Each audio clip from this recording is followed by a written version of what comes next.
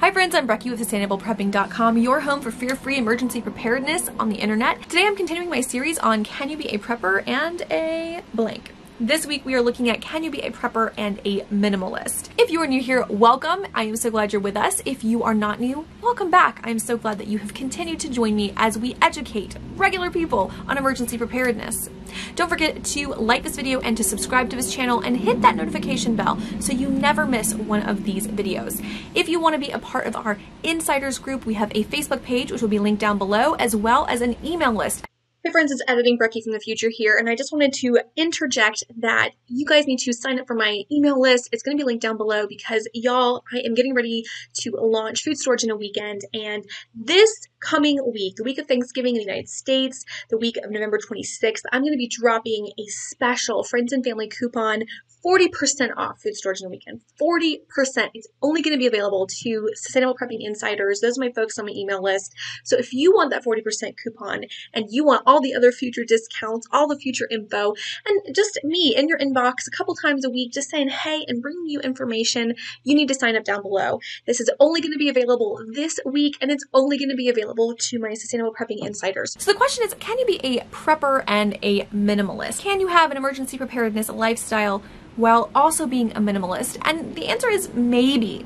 It's definitely possible, but it depends upon how you understand emergency preparedness and that lifestyle, as well as how you understand minimalism and that lifestyle. Really, it comes down to how strict you are with minimalism and how comfortable you are with risk. There's a common misconception that people who store emergency preparedness supplies are hoarders, and that by having a stock or a stockpile, you are actually hoarding resources.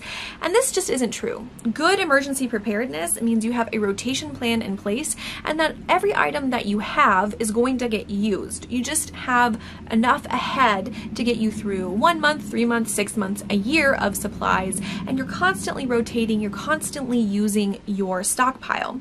The best kind of emergency preparedness as far as material items definitely has a strong element of organization. It can certainly feel like hoarding if you don't have good organization, but the point is not to have it for the sake of having it. The point is to have it for use and to basically have enough items ahead that you're using through on a cyclical basis. It's important to note that hoarding is a mental illness. People who are true hoarders are suffering from certain kinds of anxiety and depression that manifest themselves in needing to hold on to all the material goods around them and to surround themselves with material items. And that is a very different thing than emergency preparedness. It doesn't help you at all to have tons of stuff in your house if you don't know what it is or how to use it. Emergency preparedness as a lifestyle is very much a conscientious, action-forward lifestyle, not a reactive lifestyle. And it is certainly not the same thing as hoarding as a mental illness. So it's important that we clarify that, because that misconception is definitely out there on the internet.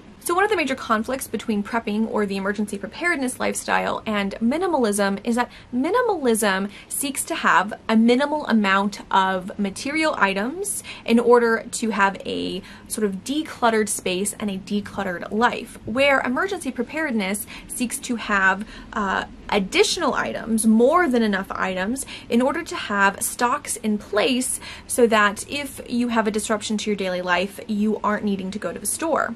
I've read The Life-Changing Magic of Tidying Up, and I've seen a couple episodes of Marie Kondo's TV show on Netflix, and one of the major principles that she teaches is this idea that you have items that you get rid of now, and if you need them you just repurchase them, and that purchase price is the kind of payment, the rent you pay for allowing that item to stay in a store. So she talks about like arts and crafts, for example. Why hold on to a glue gun when you only use it once a year? You just use it and then you donate it and you buy it again as necessary because you don't want to have to store it, right? It creates clutter to store it.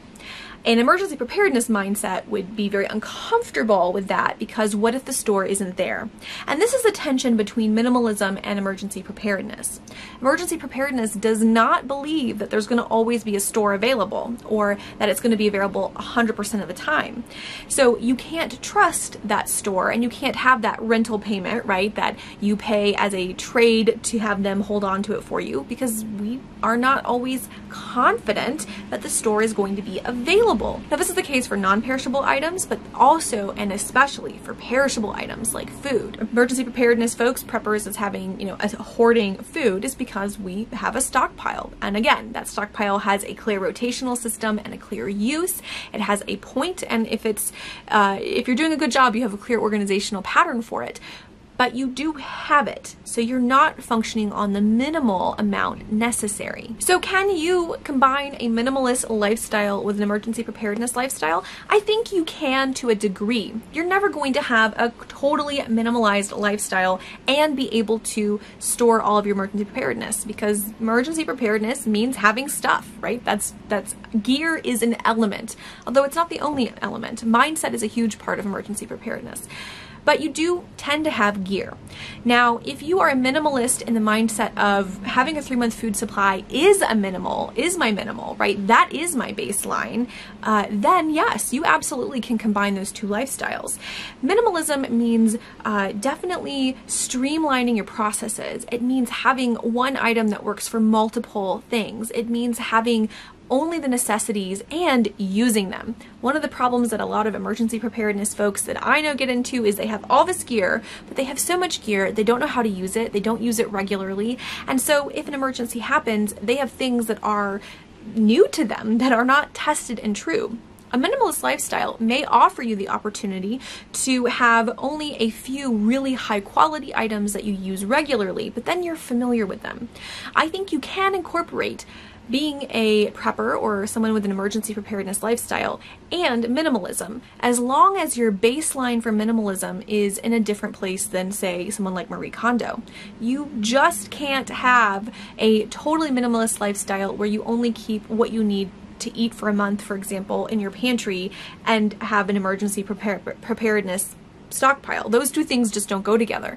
But if your particular view of minimalism is my minimal is a 3-month working pantry all the time, then yeah, your minimalism can work for you. You may not have 3 crock pots, right? I know a lot of minimalists who only have an Instant Pot because it's a crock pot as well as a pressure cooker, so they got rid of everything else. And if that works for you, awesome. I could not do that, but I'm not a minimalist, so you do what works for you. The point here is that minimalists are willing to take on some risk, right? You run the risk of not being able to have access to all the things you get rid of in exchange for a decluttered life. And for a lot of people, that works really well. But for a lot of emergency preparedness folks, that level of risk is much smaller. The threshold for a risk is just a smaller threshold for people in the emergency preparedness lifestyle community. So really what you have to wrestle with if you're someone who is interested in minimalism, or you are a minimalist right now, is what your level of risk is and what you're willing to accept and where emergency preparedness comes in for you. For you, emergency preparedness may mean evacuation kits and some extra water, and that's it. But that's because you're willing to accept a much higher level of risk tolerance. For someone who is much deeper into emergency preparedness lifestyle, they're maybe not willing to take a lot more risks, and so they're willing to leave minimalism, at least in this area, to have backup stores of different things. At the end of the day, it's a moving target. I definitely think you can be minimalistic in many areas of your life and perhaps have a little bit more leniency when it comes to emergency preparations. But what works for you is not always going to work for someone else. And a lot of the problems with these labels is we try to fit people into box around assumptions rather than lived practice. If you are a minimalist and you're interested in emergency preparedness, I would love to hear what you are struggling with most down in the comments. What are you most apprehensive about, or what's causing the most challenges as you're getting into the emergency preparedness lifestyle? Because I would love to help you figure it out. It's something that I personally am passionate about. And don't forget, you guys, to let me know down below if there is any content that you can't wait to see, anything I haven't covered yet that you would like me to do a video on. I am so happy to meet your needs and make content that speaks to you and what you need this day and in the future. Don't forget to check us out.